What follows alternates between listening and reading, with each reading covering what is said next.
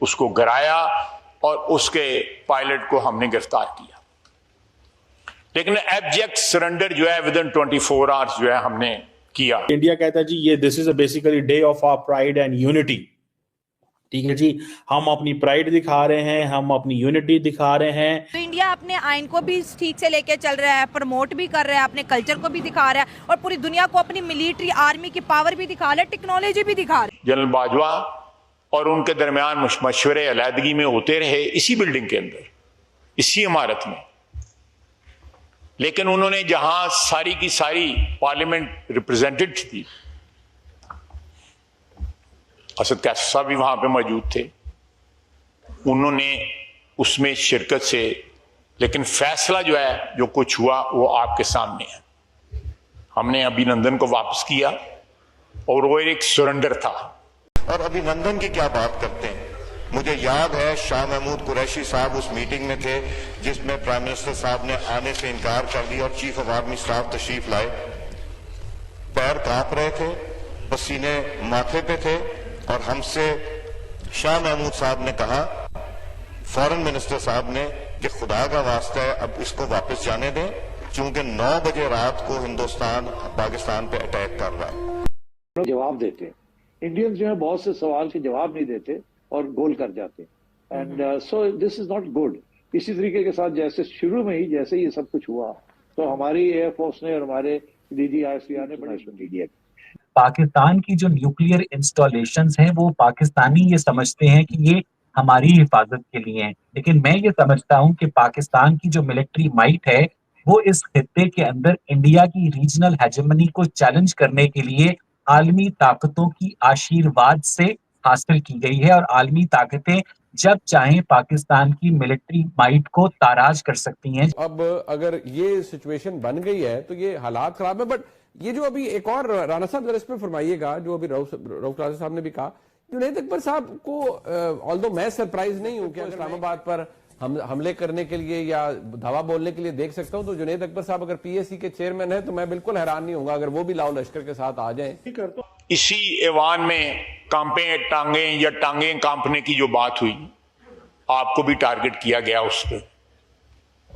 ये सारा तारीख है और हम उस तारीख पे उस वक्त भी शर्मिंदा हुए, आज भी शर्मिंदा है कि आर्मी चीफ और उस वक्त के वजीर आजम ने मिलके कौमी वकार को ठेस पहुंचाई। इस्लामी एटमी पावर हैं तो हम कितना खटकते होंगे इनकी आंखों को? बहुत ज्यादा खटकते हैं। इसी वजह से आप देखें तो इजराइल और इंडिया का आपस में एक बड़ा क्लोज नेक्सस कि ईरान के जो मुल्ला हुकूमत है उससे खुद ईरान के अवाम भी तंग हैं। ईरान के अंदर अंडरग्राउंड म्यूजिक बैंड्स बने हुए हैं। ईरान की जो यंगस्टर पॉपुलेशन है उसमें एथियस्ट की एक बहुत बड़ी तादाद है। इसकी वजह से एक ट्रांसपेरेंसी एक इम्पैक्ट हो गया कि यार ये तो सारी बात बता रहे हैं, हमें चेक कर ले, हर सवाल का जवाब दे रहे हैं। और इंडिया की तरफ से ये था कि कोई सवाल का जवाब ही नहीं मिल रहा था आपको। जो इसराइल और इंडिया का गठजोड़ है, अगर इंडिया ख्वाहिश करेगा कि जी हमने खत्म करना है पाकिस्तान को, इसराइल ने कूद पड़ना है इंडिया के साथ और हम तो सैंडविच हो जाएंगे बीच में। ये अब जुनैद अकबर साहब का ये गुफ्तगू करना कि हम आएंगे तो नुकसान आपको होगा, जो नारे लगाए जा रहे हैं वो बड़े अलार्मिंग है। ऊपर से जो इमरान खान साहब का खत है उस पे सेक्रेटरी जनरल जनाब सलमान अकबर राजा कौन नहीं पकड़ा, वो तो वार्न कर रहे हैं कि आप इदारे को तबाह कर रहे हैं एक शख्स को सिर्फ जेल में रखने के लिए। तो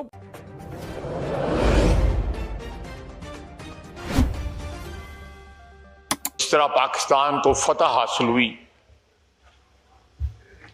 उससे बहुत सारे, एक तो बैरूनी महाज में हमें फवायद हासिल हुए, कौम का इज्जत और वकार जो है वो बुलंद हुआ, और एक कंपैरिजन लोगों को मिला, पाकिस्तानी कौम को मिला कि आज से चंद साल कबल जब अभिनंदन आया था तो कमेटी रूम नंबर 2 में एक मीटिंग हुई थी और 1.5 घंटा हम वहां पे बैठे रहे कि वजीर आजम साहब आए उस वक्त के और कोई फैसला हो।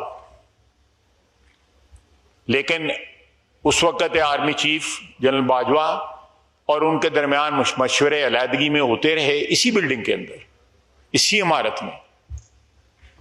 लेकिन उन्होंने जहां सारी की सारी पार्लियामेंट रिप्रेजेंटेड थी,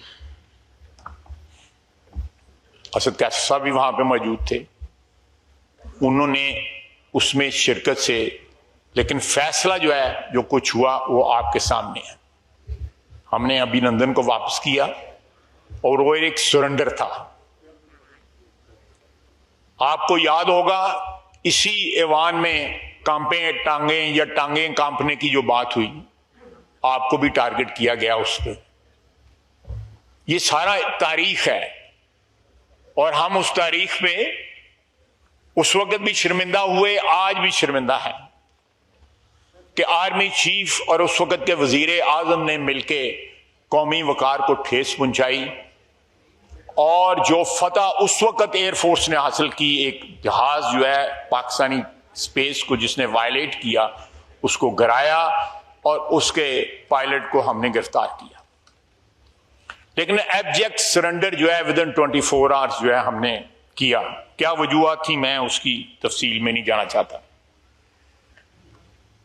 इस्लामी एटमी पावर हैं, तो हम कितना खटकते होंगे इनकी आंखों को? बहुत ज्यादा खटकते हैं। इसी वजह से आप देखें तो इजराइल और इंडिया का आपस में एक बड़ा क्लोज नेक्सस है। आप अगर देख रही हो, बड़ी दोस्ती नरेंद्र मोदी ने किया होगी। कल भी टेलीफोनिक राब्ता सबसे पहले इन दोनों का हुआ था। भी हुए, सारा कुछ हुआ। और ये जो पीछे हमारा इनके साथ एक मिलिट्री कॉन्फ्लिक्ट हुआ इंडिया के साथ, उसमें इजरायली वेपन्स इस्तेमाल हुए। और जी इस्तेमाल हुए, और वो इजराइल को कोई डाउट नहीं है इंडिया के पाकिस्तान को वो किस नजर से देखते हैं, और वो डिक्लेयर करते हैं कि पाकिस्तान न्यूक्लियर प्रोग्राम, वो पाकिस्तान की मिलिट्री कैपेबिलिटी और पाकिस्तान के न्यूक्लियर प्रोग्राम को एज अ थ्रेट देखते हैं। ठीक है, आई टेक यू बैक, ये बड़ी रिसेंट सी बात है। बाइडेन की एडमिनिस्ट्रेशन के आखिरी दिनों में अमेरिकन गवर्नमेंट सेड कि जी पाकिस्तान का missile program is a threat to US, जो कि बिल्कुल उनको पता है कि ये थ्रेट नहीं है यूएस को, और हमें भी बिल्कुल पता है कि ये यूएस को थ्रेट नहीं है। हमारा डिटरेंस का एक मैकेनिज्म है दैट इज अगेंस्ट इंडिया, वो डिक्लेयर्ड है। हाँ। तो लेकिन आपका क्या ख्याल है कि वो Americans were speaking their own language? They were not speaking their language, they were speaking तेल अवीव्स लैंग्वेज। वो तेल अवीव की जुबान थी। ऑब्वियसली इंडिया को उसका बेनिफिट है। सो इंडिया इजराइल का बड़ा सीरियस नेक्सस है। इसको हमें इसी तरह से देखना चाहिए, और हमें अपनी कैपेबिलिटी, और वो पॉलिटिकल हो, डिप्लोमेटिक हो, वो इकोनॉमिक हो, वो मिलिट्री हो, उसको उस नजर से डेवलप करने की जरूरत है। ठीक है। अच्छा सर, ये ऑलरेडी प्लान था। अभी नेतन्याहू की भी स्टेटमेंट्स आपने फिर कल देखी होंगी, जब फिर ईरान ने जवाब भी दिया, फिर इनको लग पता गया, फिर बंकर्स ढूंढते फिरे कि कहाँ अपनी आबादी को मूव करें। इन्होंने कहा कि हमने पहले से प्लान किया हुआ था, 6 महीने पहले से। अमेरिका को भी ये बात पता थी। दूसरा सवाल ये पैदा होता है कि जो ईरान के अंदर इंटेलिजेंस फेलियर है, ये छोटा हमला नहीं था। उनके 3 कमांडर्स, उनके चीफ, उनके 6 साइंसदान, न्यूक्लियर साइंसदान भी गए इसमें, पासदारान इनकलाब के सरबराह भी गए। उससे पहले आपको याद होगा वो हमास वाले, उनको भी यहीं पर टारगेट किया गया था ईरान पे। उसके बाद ये जो इस्माइल हानिया और इब्राहिम रईसी जो इनके सदर थे। मेरे ज़हन में सवाल ये आता है कि जब तक अंदर कोई काली भेड़ें नहीं होंगी, ब्लैक शिप, वो भी खैर सूरत हाल सामने आ गई, तो अंदर से आपको सफाई करने की जरूरत है कि इतनी जो बेसिक इंफॉर्मेशन है वो अंदर से जाएगी, तो फिर उनको अपना अंदर भी तो सफाई करने की जरूरत है ना। बिल्कुल है जी। Actually it's a major intelligence failure. ये जो ऑपरेशन उन्होंने प्लान किया और जिस तरह उन्होंने एक डीप पेनिट्रेशन की ईरान के अंदर, ईरान के सिस्टम के अंदर, ईरान की इंटेलिजेंस उसके अंदर स्पाई मौजूद, जी, वो इट टेक्स